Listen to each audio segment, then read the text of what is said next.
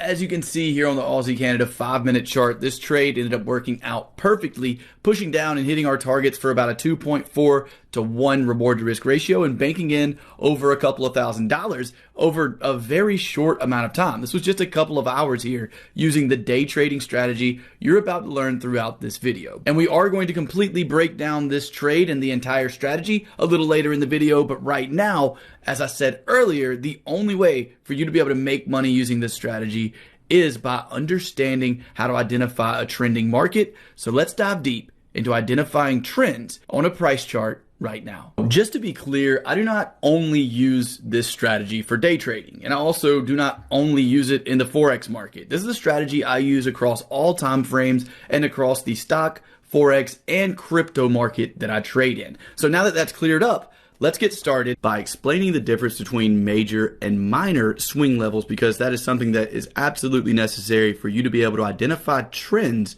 in the Forex market correctly. So first off, for major swing levels, they are the top and the bottom of our impulsive moves. Let me explain that. An impulsive move would look like this. Here's the bottom of our impulsive move. This is the move that breaks through previous structure. That would be our impulsive move. So the bottom of this would be a major swing level. The top of this move would also be a major swing level.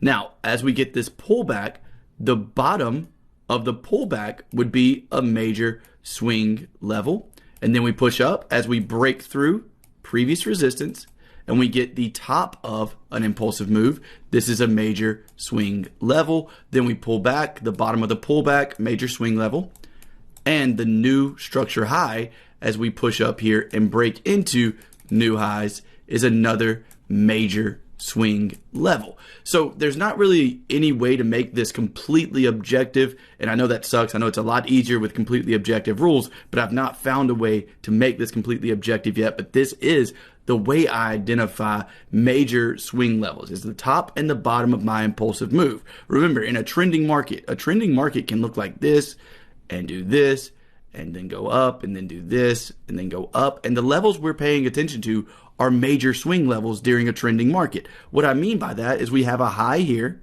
Once we break through that high, what's our rule? Once we break through that high, we can't see the market come down and break through the lowest low of the pullback. If it does, then we do not consider this market still in an uptrend. But as long as we stay above it like we have here, then we are considered to be still in an uptrend, especially when we come up and start breaking into new highs. That confirms the continuation of that uptrend. So the major swing levels in this case would be our initial starting point, our new structure high, our pullback, our new structure high, and our pullback. Now, the thing is, you're not going to know this is a major structure level or a major a major swing level until we break into new highs.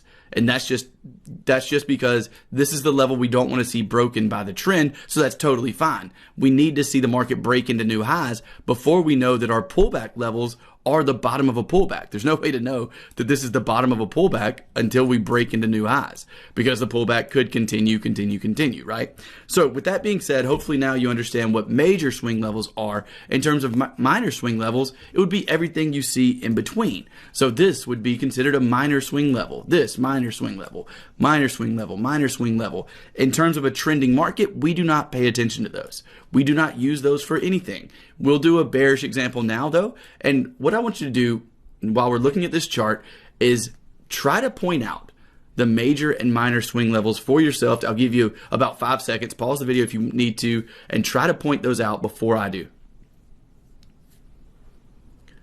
Hopefully you pause the video and have those pointed out now, but this is how drawing out major swing levels in this bearish example would look. We would have a starting point up here as a major swing level. The market would pull down. What are we waiting on? An impulsive move must break previous structure. So now that we have this big move down, we can see that it actually broke a previous level of structure. So now we know this is an impulsive move. Then we get a pullback, and we don't know that this is the top of the pullback until what? Until we actually break through this support level. Once we do, we can now count this as a major swing level as well. This is another major swing level, and we know that now this is a major swing level. Once we break through that, we continue pushing down, and here would be our next major swing level where this heavy pullback starts. Now what our next swing level would be is the top of that pullback, which is right here. After that, the next impulsive move we have. Remember, an impulsive move must break our previous level, our previous major swing level. So if we draw a line right here, you can tell that this would be our next drawing point. This would be our next major swing level. I know a lot of you probably said this was a major swing level, but we don't have a break of our previous major swing level right over here. So with that being the case, there's no way that we can count this as a major swing level. So this would be the way we would draw out this trend. Then the top of the pullback, another major swing level, pushing down, we have to break and close below structure. We do that right there. So now we have a push down, and this is our next major swing level. What's the next thing we need to see? If this market's going to reverse and we're going to find another major swing level, we need to wait for the break of what?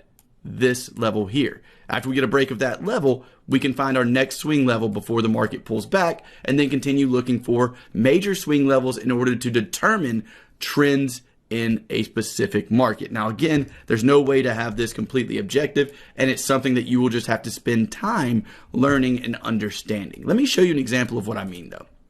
One of the things that I was talking about is this, right? We have a situation where we have what? A major swing level here, because it's the bottom of an impulsive move as we push down from our pullback, bottom of impulsive move, pullback, break. This is our impulsive move. So the bottom of that is determined once we get this big push up and we break above this resistance.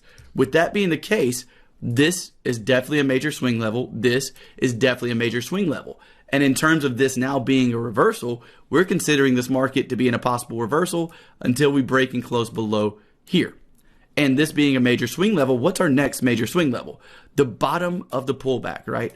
But we can't call this the bottom of the pullback yet. Why? Because we don't know if it's going to be the bottom of a pullback. To show you an example of that, if we move this market forward, you'll see that we start to get another lower low right here than the previous low. So now is that the bottom of the pullback? No, we don't actually know the bottom of the pullback until this level is broken. So we have to hit play. Just kidding. Apparently market replay doesn't want to play right now.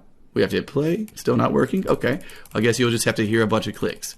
As you can see, we eventually drop down even lower at this point. So now we still can't consider this the bottom of a pullback.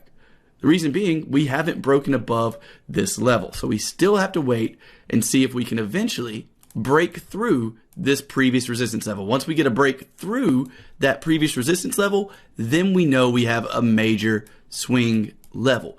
And this being the case, this only being known after the break of this resistance level is totally fine, because the only reason we're using this major swing level is to identify that the trend is still intact. At this point, since we have identified this as a major swing level, we have our low to high, our major swing level after we see the break through this, we now know that we are still in an uptrend. No matter what happens in between, consolidation wise, unless we break through our previous major swing level. That's why it's okay that we have to wait for a break of this high in order to identify this as a major swing level, because the reason we're using this major swing level is just to give us an idea that this trend is still intact. So we need to make sure that the market and price in general stays above this swing level so that we can clearly identify that this trend is still intact no matter what happens in between. As long as we stay above 1.2144, then we are still considered to be in an uptrend.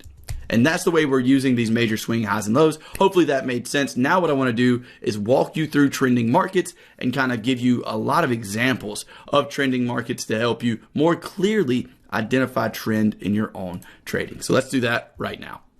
Okay, so here we are on the Euro Aussie 4-hour chart. And as you can see, in a normal situation, this would be kind of difficult to determine the overall trend of this market in certain situations, right? I mean, as you can tell, yeah, we're going in a slight uptrend, I guess you could say, but there's a lot of choppiness in between here. And this is the reality of markets. It's not what you see on YouTube when people are cherry picking stuff. I do it too. There's nothing wrong with that when you're trying to show an example. But what helps traders more in my experience, is showing examples that look like normal market situations that are choppy like this. So let's draw this out with the rules that we have from a starting point right down here.